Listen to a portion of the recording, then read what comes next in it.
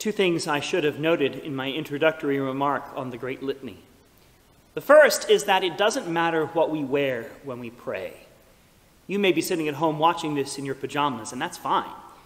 But when we gather together for public worship, and these recordings are intended to be sort of a facsimile of public worship, we recognize the significance of what we are doing by putting on special clothing.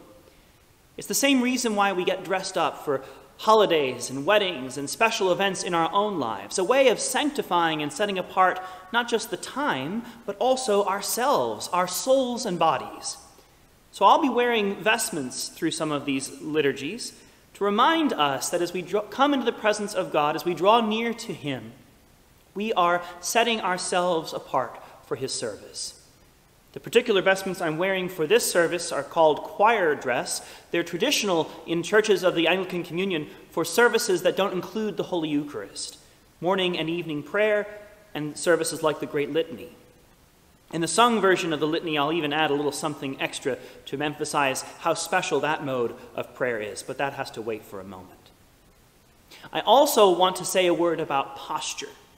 Again, we can sit praying, standing, lying on our beds, wherever we find ourselves. I suppose standing upside down on our heads. I can't do that.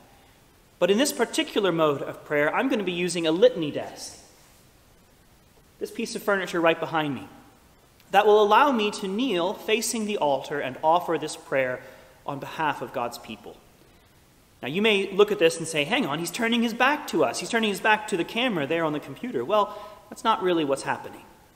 We are turning together towards God. He doesn't live right behind that wall up there. He's not trapped in that little box. But our posture helps us to remember that we are addressing not one another in this moment, but the Lord Almighty. So as I turn and kneel at the litany desk, keep in mind that we are gathering together, wherever we are, whatever our posture at this moment, whatever we're wearing, to offer our prayers to God. Join with me in praying.